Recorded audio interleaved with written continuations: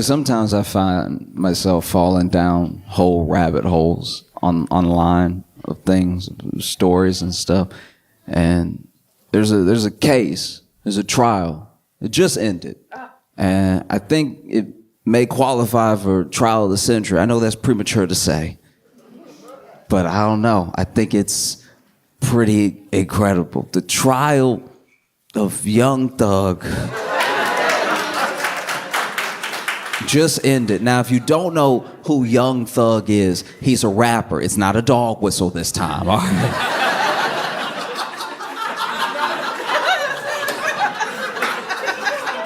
Young Thug is a rapper that was on trial in Fulton County in Georgia, right? Basically, the state's case, what they were alleging was that he took all of the money that he made from music and he funneled it through and to a gang called YSL, a gang that he was supposedly the leader of, right? And that's the state's case. And the judge in the case looked exhausted. I've never seen a judge act like this before. Every time the court camera cut to her, her head was in her hands. And I'm not gonna act like I know the law, okay? My understanding of the law sort of begins and ends with Law and Order SVU, all right? So I know you can sustain, and you can object. I've never heard a judge be like, you can't do that. She said it a lot. And now the prosecution in the case, the prosecutor had given out a lot of plea deals. Ton of plea deals. More plea deals than I thought you could give out. I didn't have a number in my head, but this felt like an egregious amount of plea deals. It just felt like she was going to the hood like, you get a plea deal, you get a plea deal, you get a plea deal, you get a plea. She was basically giving a plea deal to everybody in Georgia but Young Thug, right? And she was giving these plea deals in return for their cooperation, their testimony that she would use to piece by piece paint the bigger picture that the state was alleging that Young Thug's the leader of YSL. Everything they do is by his direction. All his money goes through and to them, right? And the only problem is the prosecutor in this case gave plea deals to some of the least helpful people in human history, all right? I've never seen people less helpful than this. It was astoundingly unhelpful. I was helping my friend move one time. And he and I had to move a pool table, just us, downstairs. And our third friend was there at the bottom of the stairs just watching. And even he was more helpful than anyone that the prosecutor gave a plea deal to in this case. At least he could be like, watch your step, something. I'm gonna tell you about some of the testimony. I'm gonna need you to be patient with me because a lot of the dudes testified in this trial are going by their rapper name and they haven't made it yet. So I don't know why it's spelled like that. I don't know how to pronounce it. Just, I'm gonna say he for short, all right? There's one dude that was on the stand, right? And prosecutor asked him a very specific question, very specific reason. She goes, did Young Thug have an issue with Rich Homie Quan bringing his friend to the party, right? Now, Rich Homie Quan is also a rapper who has sadly passed away. But his friend, to the best of my knowledge, allegedly, is a gang member, right? This whole question is to paint Young Thug as a leader of a gang. That's why he would have a problem with a different gang member coming to his party, right? So the prosecutor asked, did Young Thug have an issue with Rich Homie Quan bringing his friend to the party? And then this guy on the stand goes,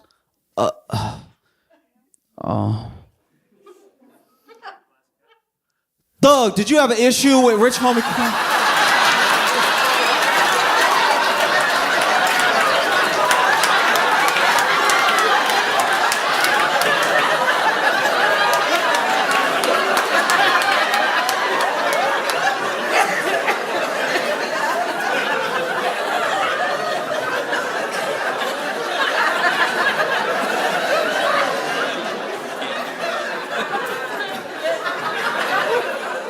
Never in the history of court Have I seen someone ask a question by the prosecution and then go, I'll just go to the source.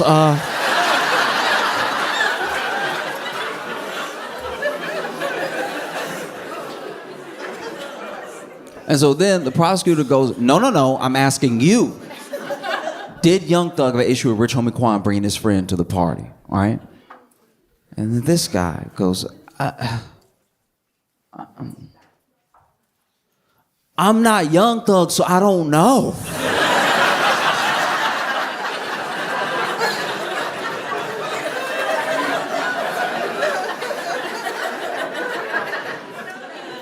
Moments later, prosecutors are asking question after question after question, all alleging the same thing, all to the same end, right? And this dude, he's not being combative. He's not even being rude. He's just not being helpful. And so then the prosecutor pulls up, I don't know if she pulled up it exactly, but basically references his plea deal where she goes, I have right here you answering questions definitively that I'm asking you right now. And then this guy on the stand goes, y'all wrote that, I just signed it.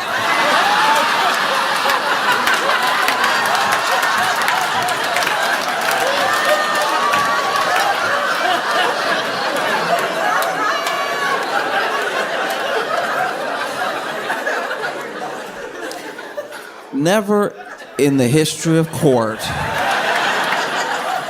at least that I know of,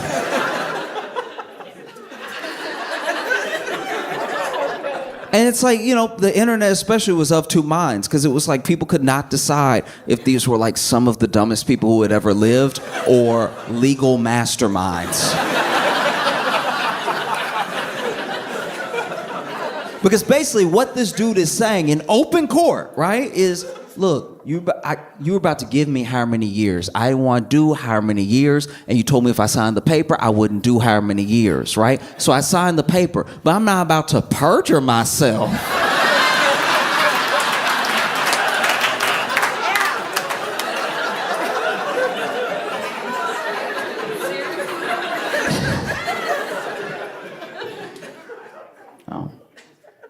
This dude was supposed to be on the stand for 3 hours.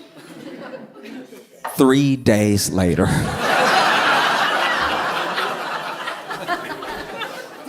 The prosecution is asking question after question after question, all to the same end, right? And, you know, references again. Look, I understand that we typed it up, but what is in this is based off of what you said to the police. This is based off of testimony you gave during interrogation. And he was like, yeah, but if you gave it to me to type up, it would say something different than what you have right there, right now. Even the prosecutor was like, oh.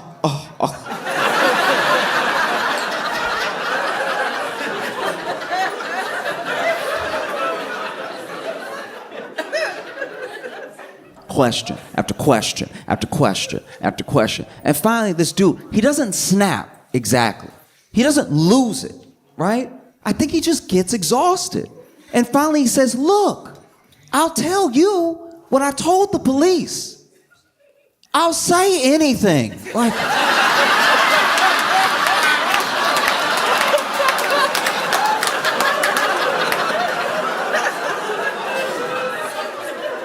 this is a witness for the prosecution.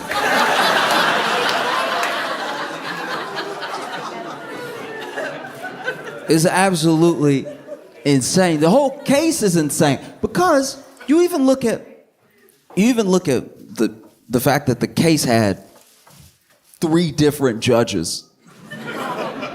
Yeah, got passed off like a bad baton. First judge was Judge, I don't know how to pronounce his name. I think it's Glanville, yeah. And this judge, he does seem to suck. Like, he does. But he also had to put up with some stuff, too, because there were jurors that were fully out of pocket during this case. Just a couple of examples. There was one juror that got picked. It already took nearly a year, by the way, to pick a jury, which is insane. And then after they picked the jury, there's one juror that during the trial has started, and I think they just went to the Dominican Republic.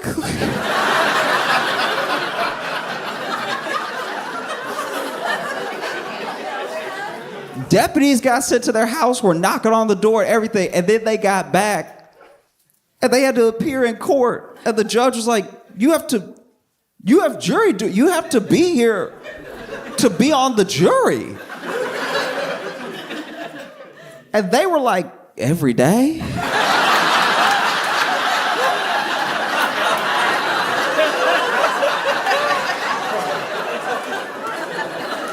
That sounds wildly inconvenient.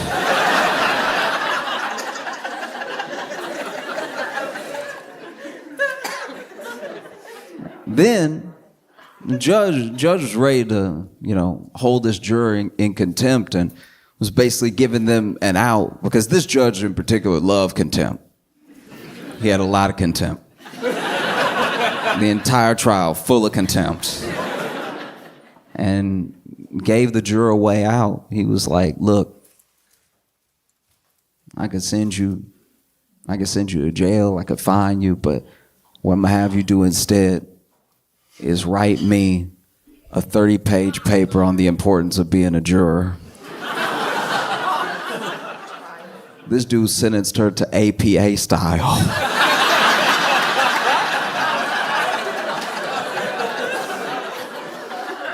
He sentenced her to citing sources. You couldn't see his face in the moment, but even Thug was like, damn.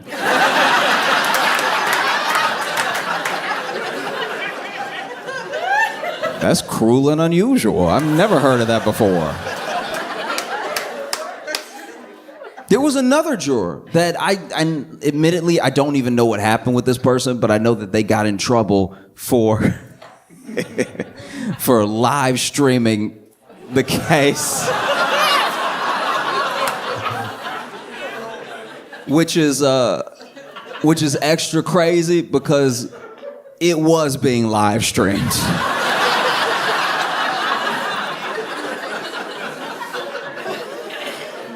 Like, if you had been watching at home, you would just see them sitting with the jury like...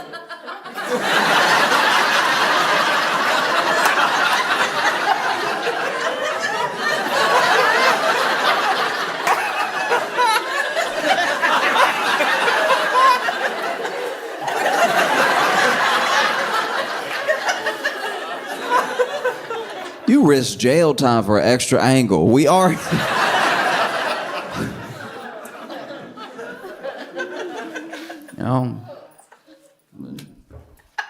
Judge Glanville, oof.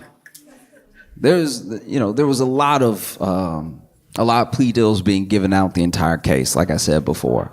And some of the things that were happening was, this is me guessing, but there were people that were not being super forthcoming, that they probably didn't necessarily have to be, but they were in some sort of trouble. And so the plea deal was just given just as an extra, it's okay, you can talk, we just need to get this guy, right?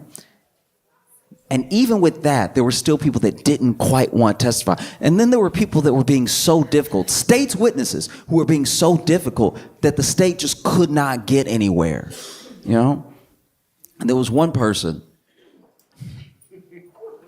star witness. Basically, the prosecution needed a through line. They needed something that would connect everything. And so they laid a lot of it on one person in particular. Okay? And they needed his testimony so bad that they pretty much gave him immunity on the stand. I didn't even know you could do that. It sounds made up.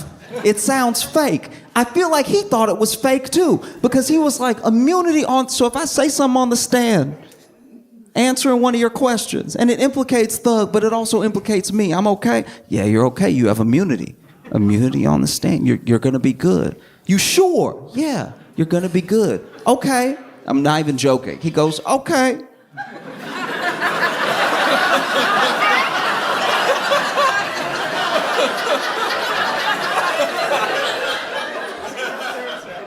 Okay, but what if it's federal?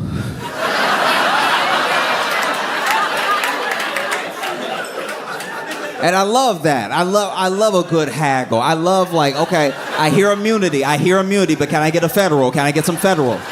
Federal, please. Can I get a little federal?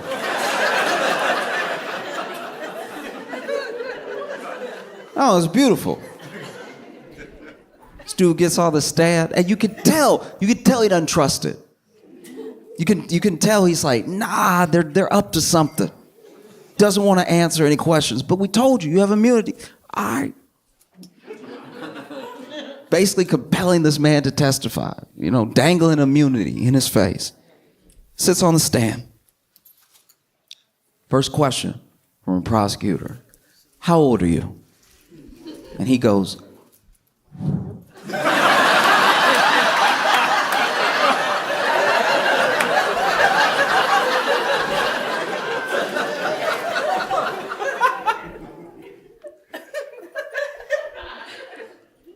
grown.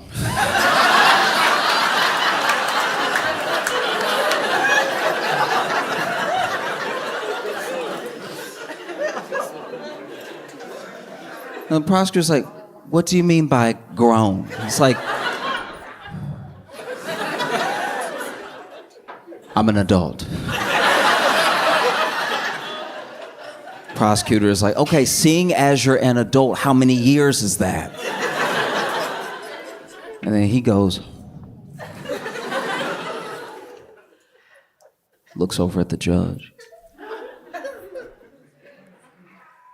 I plead the fifth.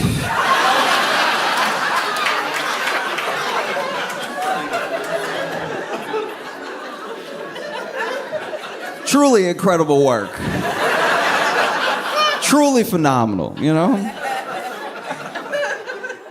They would be asking him lots of questions, question after question. And it was getting frustrating for the prosecution. It was getting frustrating for the judge because, look,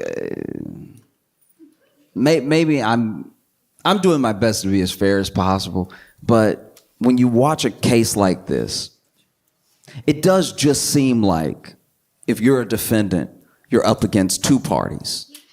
You're up against the prosecution and you're up against the judge because everything in this case kept giving the prosecution chances, even when they would mess up. Because once again, they're not being given a lot with testimony, but there are things that they have in hard evidence. They're just not bringing them all together to make it cohesive, right?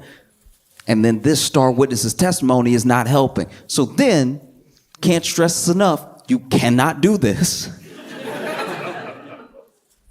Judge Glanville supposedly has a secret meeting with the witness and the prosecution, but not Young Thug's lawyers, right?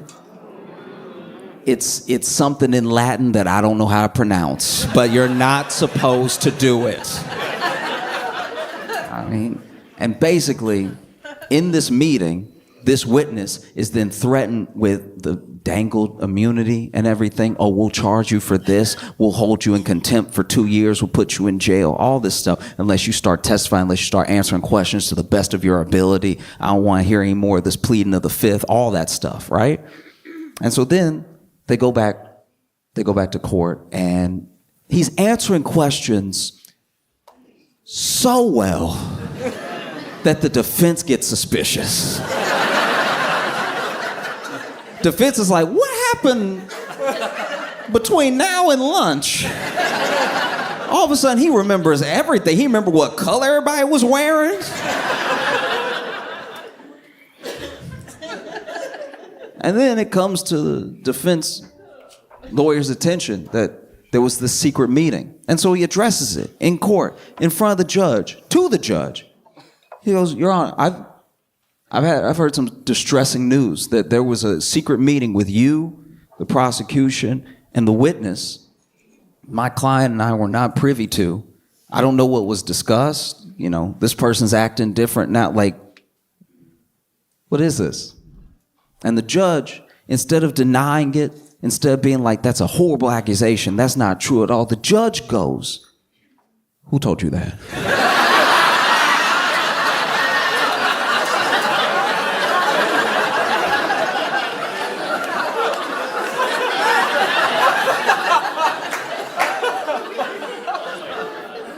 And you can look at it. You can look at it because it was live streamed. You can look. Who told you that? And he's like, Your Honor, don't worry about who told me that. That's the least of my concern. It's who told me that. The meeting is my concern. He's like, no, I need to know. This is very distressing. I need to know who told you that. And he's like, Your Honor, it doesn't matter who told me that. Is that true? Like, did that happen? Who told you that? Who told you that? Who told you that? Who told you that? Over and over and over. And it's just wild that, like, in a RICO case involving supposed gang members, that the judge is like, who snitched?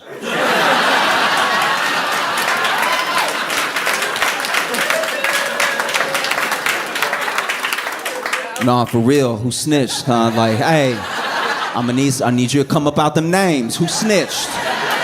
Ain't nobody play with. Look, I will bust everybody in here right now. Who snitched? And Doug's lawyer is like, no, look, I'm not going to tell you, all right? I'm not going to tell you how I came upon this knowledge. I'm just asking you if this happened. I'm asking you maybe even for a mistrial. Like, how could this happen? He goes, who told you? Who told you? I'm going to give you 5 minutes to tell me who told you. And Doug's lawyer is like, I don't need 5 minutes. I'm not going to tell you. That should be the least of your concern. Like, is this true? And he's like, I'm going to hold you in contempt if you don't tell me. I will put you in jail if you don't tell me. You will go to jail if you do not tell me. It's like, look, I'm not going to tell you. You can put me in jail, but the problem is the meeting. The problem isn't who told me, right? And so then the judge does it. He holds Doug's lawyer in contempt, which is pretty terrifying. You know? This judge is basically going over and over again. Who snitched? Who snitched? I can't stand a snitch. And you know...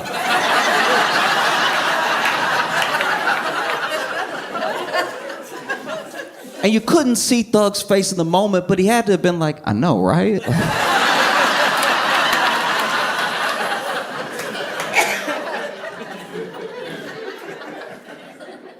And so then Glanville does it. He holds Thug's lawyer in contempt.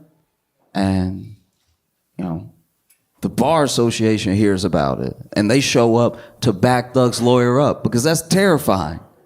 It's terrifying if a judge does something, doesn't even bother denying it, and then holds you in contempt for asking. That's a scary court system. You know what I mean? Because that's one of those things. If it can happen to anybody, it can happen to anybody. Like, I know that it's a case involving hip hop, involving like gang culture, whatever. But that particular thing, that could happen to anybody. I promise you. That's very scary. You know. And so the Bar Association shows up to back this dude up, and it looks like his case is going to be heard, and probably the contempt is going to be thrown out. But basically, they tell Glanville, it's like, there's no way you're impartial. If you're trying this hard, there's no way you're willing to just let the facts play out. And so Glanville has to recuse himself from the case. And one of the things about recusing yourself, it doesn't undo damage. The case just goes on, you know? So there's still this like contempt hanging over Thug's lawyer's head and stuff. And then they move on to the next judge, and the next judge was the judge for a day.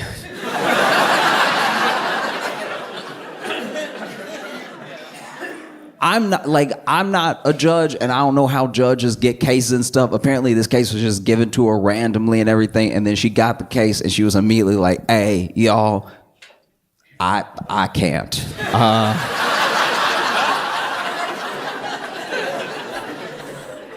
And so many people were like, why? What's the problem? Don't worry about me. I can't right now. And so then the case goes to the third judge. You know, the judge just, that judge. The case goes to her, and she does her best. But it's very difficult. It's very difficult because there are things happening in the case that should just never happen. They actually had an officer come in who was, I guess you could almost call him a specialist in RICO cases through his police work, right? And even he made a mistake on the stand that had the defense asking for a mistrial because basically the state handled the case so poorly, so messy, just so confusing, right? That the defense would be asking for a mistrial consistently. They were asking for a mistrial the way that you act when you got 2 cards left in Uno.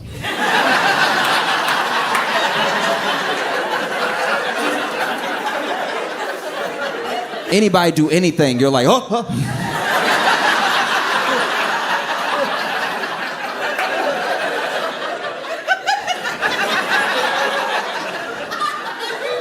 Defense would call for a mistrial nonstop.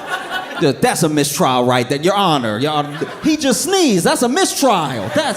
He gonna get everybody sick. Because this witness on the stand, his testimony, I'm pretty sure, had to be thrown out because even though he's an expert in RICO and everything, it was 2 things were revealed that were pretty distressing. One, it's a RICO case, so they're trying to get everybody on everybody's crimes, but they never bothered to really look at the financial records of Thug, which is pretty insane if you're telling me that all the money he makes, he runs through and to a gang. And you didn't bother to check a Chase statement or anything? That's wild. And then, while this officer is giving testimony, he makes a mistake that obviously wouldn't be called out by the prosecution, but does not get called immediately. And then the defense hears it, and then they're like, this is crazy, we can't allow it. Basically, he references past convictions as part of a testimony to what this person would have done in this case. And you can't do that. You got to judge it by the merits of the evidence you have in front of you about what happened right now, right? And at one point, the judge loses it. She storms out. The judge goes, I can't take it anymore.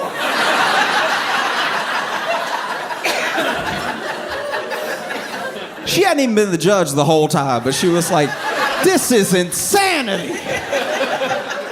And you couldn't see his face, but you could imagine Thug being like, I know, right? Like,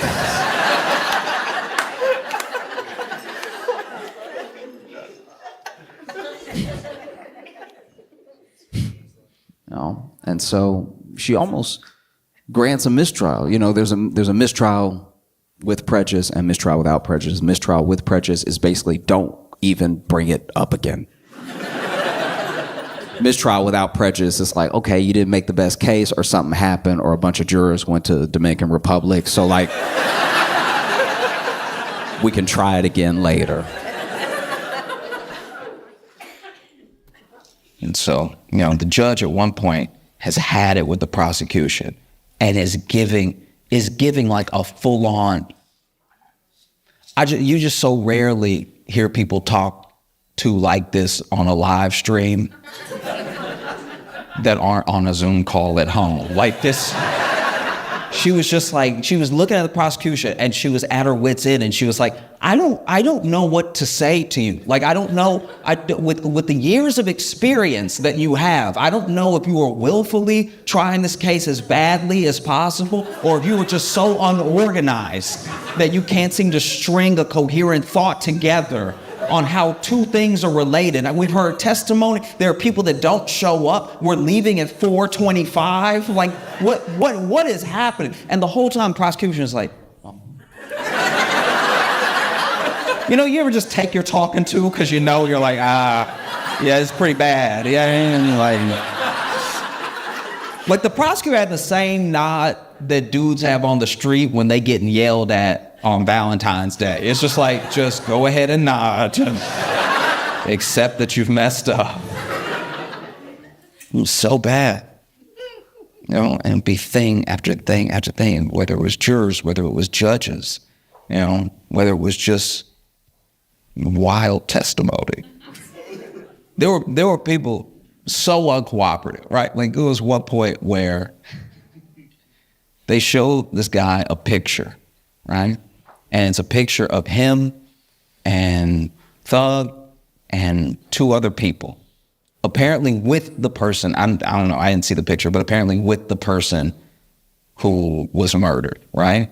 because that's one of the charges. There's drug trafficking, there's like gun running, there's all this stuff, but there's also a murder, right? And when it comes to the murder, that's one of the big ones, because they're alleging that Thug paid for the getaway car, right? And so once again, not checking his financial record seems like an oversight.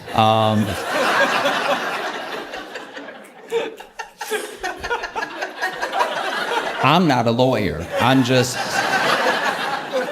saying. And they show a picture, right, with all these people to someone on the stand. And they're like, do you recognize anyone in this picture? And he's like,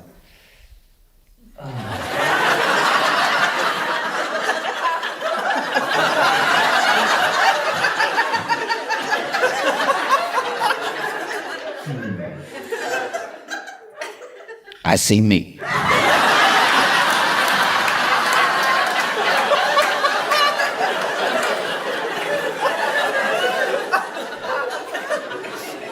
Okay, fair enough.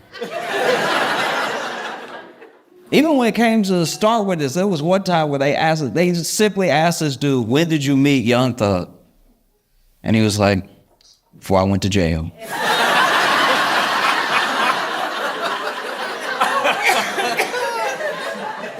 And just for the sake of clarity, the prosecutor tried to clarify, which time before you went to jail? And he just goes, you're right.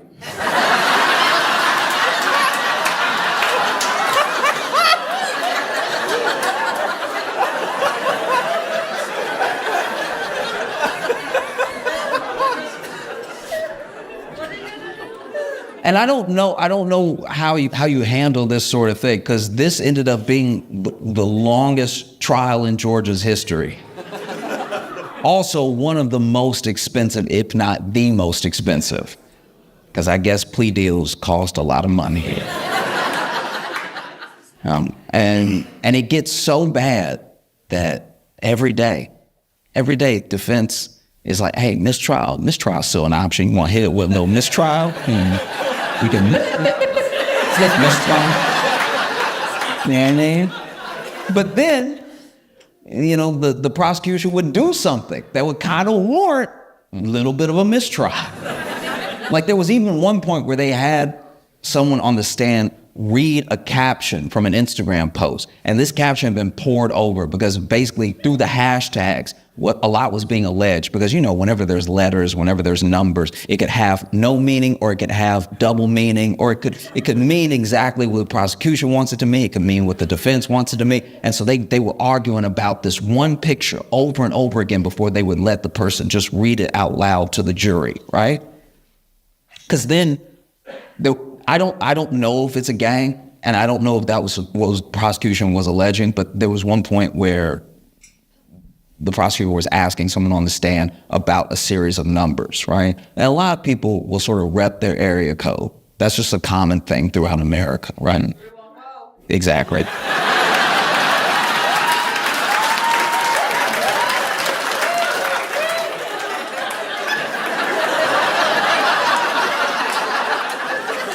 That one, that's one of those things. It's like, it's so unifying. Everyone does it. Like, sometimes you just can't help it. Yeah. But this is my thing. The dude on the stand, prosecutor asked him, what's 374? And he was like,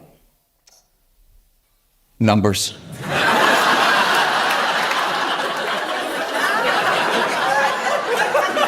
Maybe it's a gang, maybe it's not. I have no idea, right? But basically, there's this one picture that's being poured over and over again, and this was the straw that sort of broke everything, right? Because they made agreements, and they had even redacted the picture so that only what would be read was what the prosecution and defense agreed on, based off of the evidence that they were both showing, right? But then when they actually gave the picture to the person on the stand, nothing was redacted. And the prosecutor had them read everything. And so then the defense is like, Your Honor.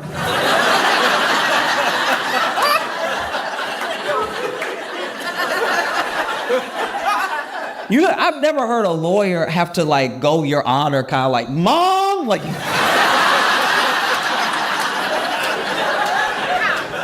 But this was it, Your Honor. We just went over the thing. Why would Shaw?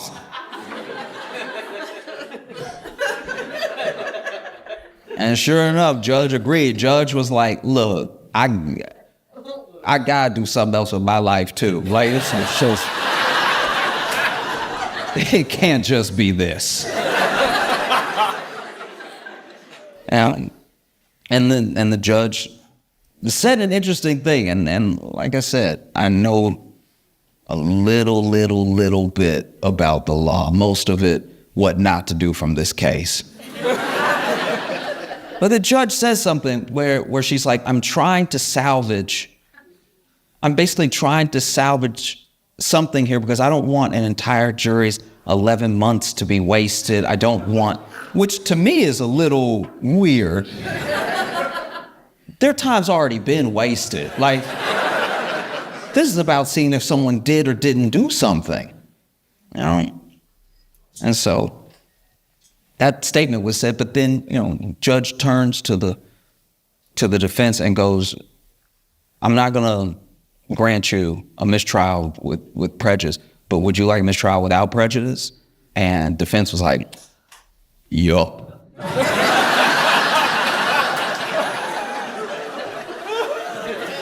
And then she was like, I'm inclined to give it to you because this whole thing, this right here, no. No.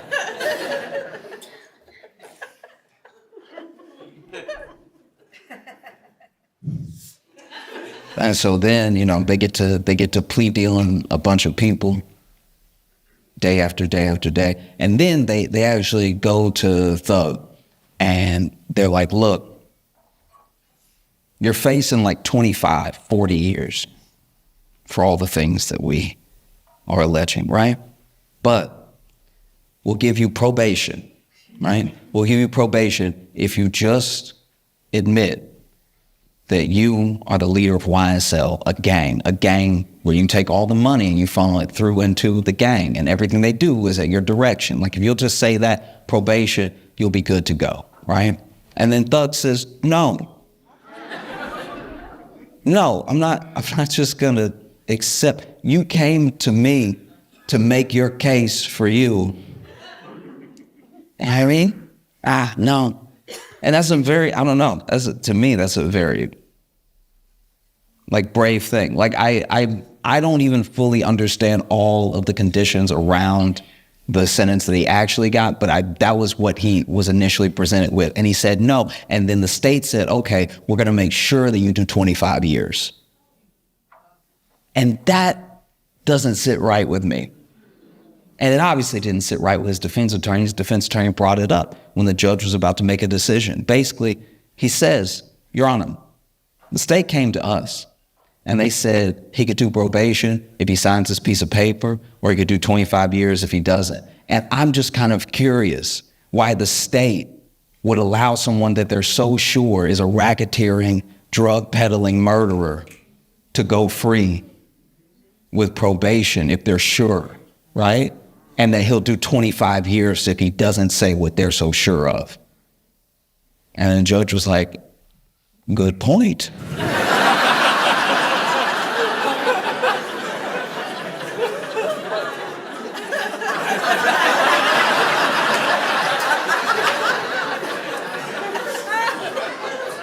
That is very hard to argue against. And then the judge granted Thug probation and, went home. And there are some people that are like, man, if he could have just stuck it out a little bit longer, seen the trial to its end, there's no way he would have been convicted. The defense was ruining the state, just at every turn. And it was mostly the state tripping over themselves, right? And I get it, though. That dude sat in jail without bond. Dude was in jail for 2 years. He was in jail for a year while they picked the jury. He was in jail the entire trial, And every once in a while, don't get me wrong, every once in a while, Thug would also laugh. Because, like, he was spacing a lot of time, but every once in a while, he'd also be like, how did we get here? This seems... Far be it for me to say, I'm just a rapper, but as far as the law goes...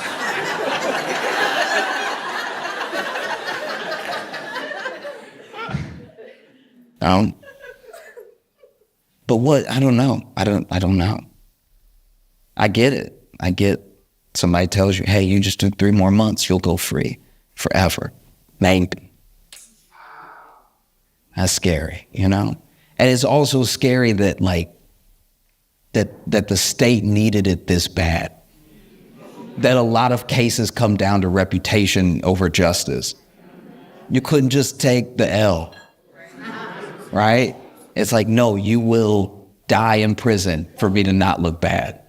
That's terrifying, you know? And I know it feels like it can't happen.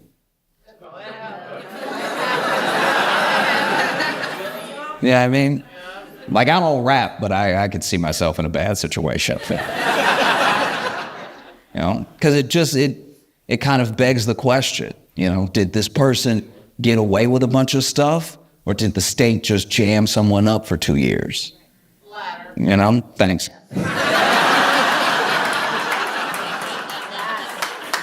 But that's my thing. It's like I don't even know, and I'm obviously not Thug. You know, I hope that everybody can like move on in the most prosperous way possible. I really do. Everybody that testified, everybody. I wish the best for everyone. I really do. I just can't seem to think. There's a level of peace you have to attain that I don't know if I have. Because if someone accused me of being this like drug running, you know, murderer, this horrible person, like this that did all these things, and they were willing to put me in jail forever with a bad case that they didn't have enough evidence for, and then they were just like, you can go if you just sign it. I think it would make me mad enough to kill someone.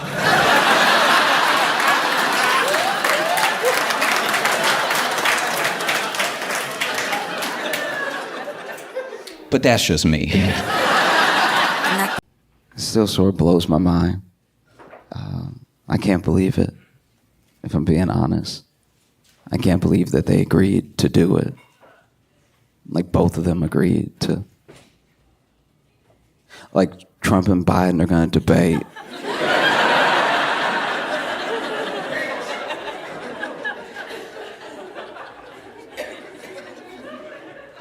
They both agreed to debate.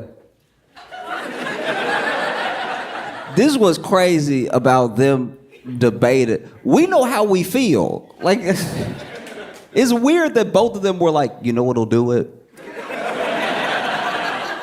You know what'll lock it up? If I talk one more time. That's what the people want, you know what I mean? They want to see me at the booth. That's what. No, it feels crazy. There will be, I can only tell you this. It's months away, I'm sure. But whenever it happens, the only loser will be us. We will...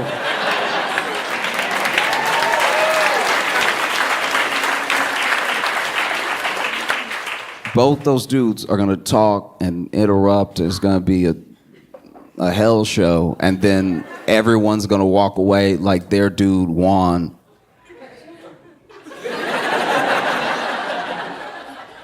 And I do my best to be honest with you and be honest with myself. It does make me nervous, and I think everybody's nervous. I think all parties involved are nervous. You know, I'm nervous for Biden to debate because I'm nervous when Biden talks.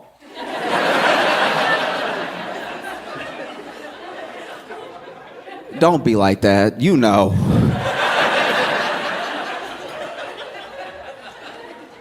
You know what I mean? Like,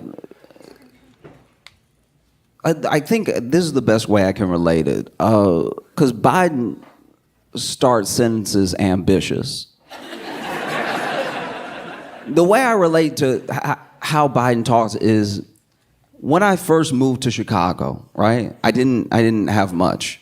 And I moved, and And I really wanted to clear my head because I was overwhelmed with the move, right? And I was like young, but I was still scared. I didn't feel like I knew enough people to really have like a support system or anything. And so I was like, you know what? I'm just gonna learn the area. I'm just gonna go for a walk, and without my phone. I don't wanna be in my phone. I wanna learn the neighborhood. I'm gonna go for a walk. I'm gonna clear my head. So then I left my phone at the apartment, and I just went for a walk. And it felt good. It felt genuinely great to just not have people texting me, not be getting notifications on my phone, not get distracted from anything by my phone, and just look at what a beautiful city I had just moved to. And the weather was nice. Y'all would have appreciated it. It was very sunny. All the white people were smiling at me. It was, you know, black people too, but just there's a certain, I don't know. And, you know, after a while, you know, 10, 20 minutes, I don't know, I didn't have my phone. So I don't know how much time had passed, but I got to the point where I was like, all right, I'm feeling good, I feel better, let's go back. And I turned around and I was like, uh-oh.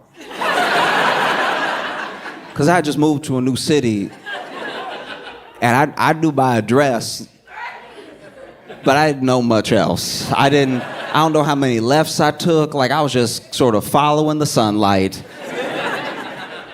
I was letting them lead me. And then, you know, now I'm like, uh-oh. And so it took quite a while. It took a much longer walk than I anticipated for me to get back home. And that's what every sentence Biden says feels like. It feels like... Because you can see when he ready. When those first two words in, it's like when somebody try to run and they can't really run. Because it's like he start off hard, and then by the middle, you can see in his eyes, he's like, oh, where was I? And then by the end of the sentence, he's like, I think I stuck it. You know, so I'm nervous for Biden to talk. And I know Trump's team is nervous for him to talk, not just because this debate is going to have certain stipulations, like they're going to cut his mic if he goes over time. There's all this stuff. I think that genuinely Trump's team is like, he's finally going to say it. We've managed to go 9 years without him saying it, but he gonna slip. He gonna say it. I don't think it'll even be in like reference to black people. He just gonna say it.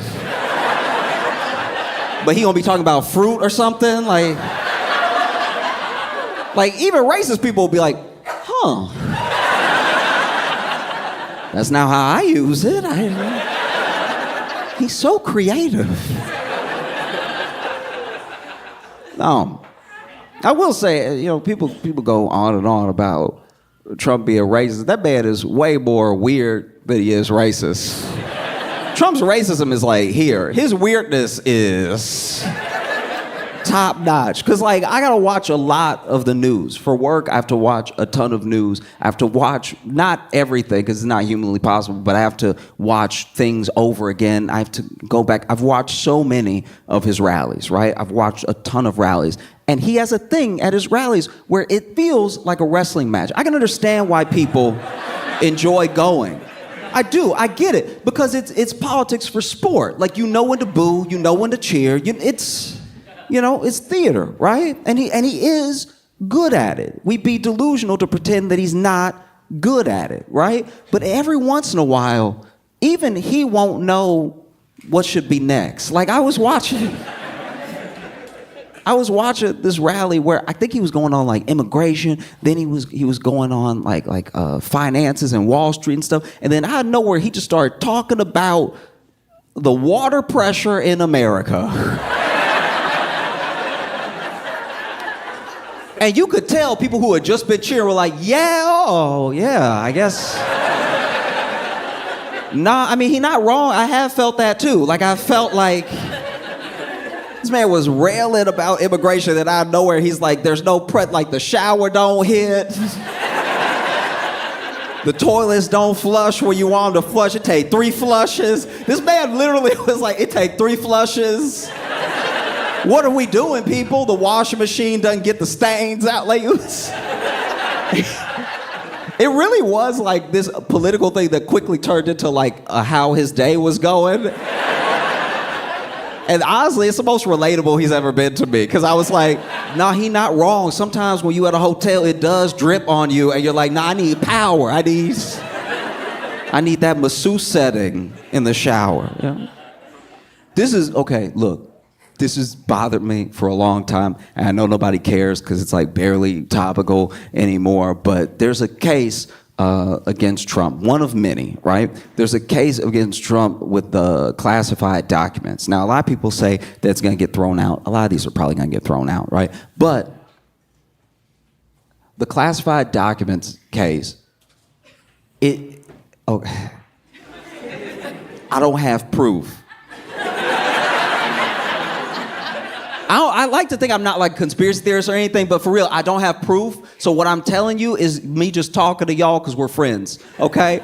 So I'm just telling you what I think. I'm not telling you that like the prosecutor can even pull him up on this. I'm just saying that this is what I think, right? So the classified document, he basically, in case you don't know, took a lot of documents with him when he left the White House, right? And they went to Mar-a-Lago and retrieved a bunch of them. And they were in all sorts of different rooms. Like they were in the closet. Some of them were in the bathroom. There's all this stuff like that. Now, the speech that he gave, the rally he gave that I was talking about before, was towards the end of his presidency. And I think this is what I think happened. He started bringing up the water pressure. I'm pretty sure he tried to flush documents that day.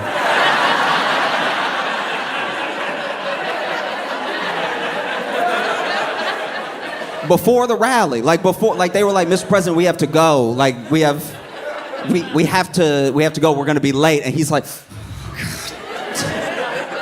you know, he read something that didn't seem good. Everybody jokes he can't read. The man can read. He probably read it and was like, this one.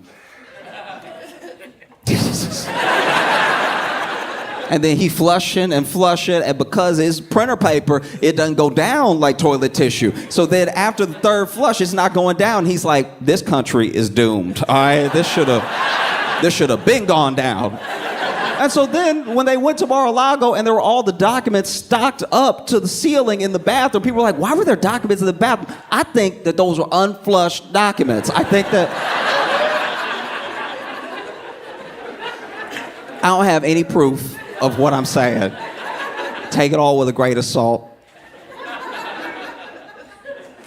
We're here to have fun. But no, I do think Trump's team is a bit nervous because the agreement for the debate had like very specific stipulations that like some people saying were fair, some people were saying were deeply unfair and everything, but a lot of it just doesn't play to what Trump is good at. You know what I mean? Trump is good with a crowd, and they didn't want to have a crowd, stuff like that. And I don't know. As much as I, pick on Biden about talking, Trump has his stuff too. Like, I remember that time he tried to say origins.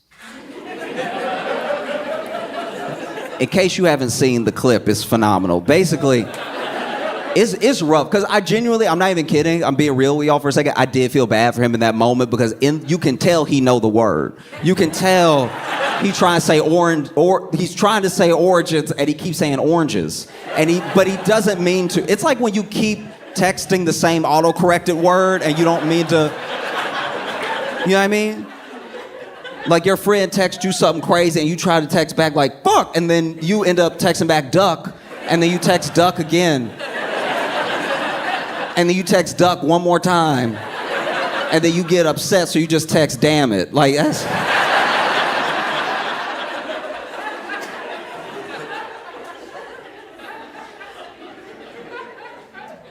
Because he knew the word. He really did. He was like, the oranges of it. And you can tell he got a little embarrassed because he know he on TV and everything, and so he tries to back up. He's like, the oranges. The oranges. It was like watching somebody with their phone, but in his mouth. He was like, and I was also like, he needed to tell his mouth to act right, because I can tell his brain knows the word, because he kept saying oranges. He's like, the oranges, the beginnings. Where it starts, the oranges, the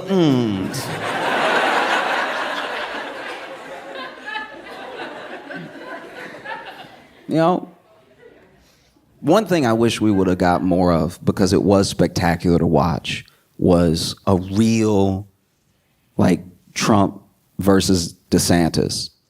We didn't really get it. You know what I mean? Like Trump just started smoking him off his like swag, and then DeSantis dropped out. But I want them to go. I want them to debate. That's what I want to see. That's what the world needs. Those two debating, getting at it, and not about policy or anything. Because honestly, they both have shots for each other that would go harder than Kendrick and Drake. Like. Trump and DeSantis in a debate, all Trump has to do is, you know, do his thing. I'm the president you love, and whatever. And then DeSantis can just be like, well, I served in the military. Where were you? You know?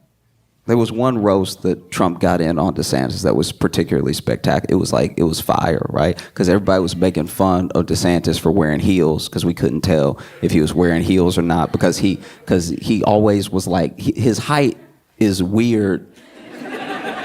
There's pictures where he's next to people and he's taller than them, and then there's pictures where he's next to other people who are the same height as the other people he was taller than, and he's the same height as them. So people were like, he's wearing platform shoes, he's got to be. And then Trump, ooh, it was cold. It's one of the coldest things I've seen him do in a long time. So Trump was explaining the shoes out of nowhere at a rally for no reason. Nobody said anything. He was talking about infrastructure. He was talking about how bad Biden is. And then out of nowhere, he was like, and have you seen DeSantis' shoes? They're weird. When he said they're weird, I paused, and I went and popped some popcorn. Because I was like, he's about to light him up. And then this clip did not get passed around as much as it should have, but basically he was describing the shoe, and he was like, you can't tell it's a platform shoe because it's a heel inside. Like, Trump has trouble with the word origins, but he roasted this man so articulately. Like, just... He was like, no, there's a platform within the shoe, so it looks flat at the bottom, but up top, you know, he's on his tiptoes, and you can tell when he walks. I'm not even kidding, Trump did this. You can tell when he walks because he goes like this.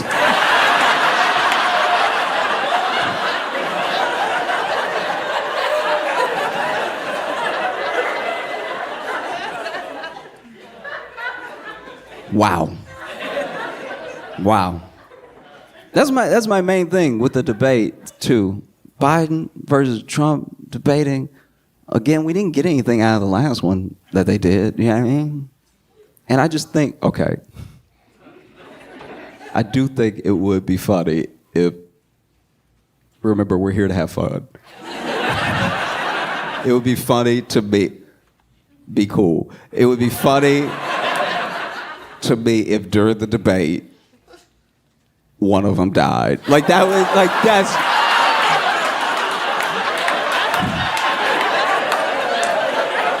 I see some of y'all, no. We're here to have fun. We're here to have fun. Don't do that. No. Cut it out. You know that it is, because these are very old men. They're both so old, they both used to be president. Like, yes. Do you know how old you have to be to used to be? The job you don't get until you're 70? That would be very funny if mid-debate one of them just tip and die.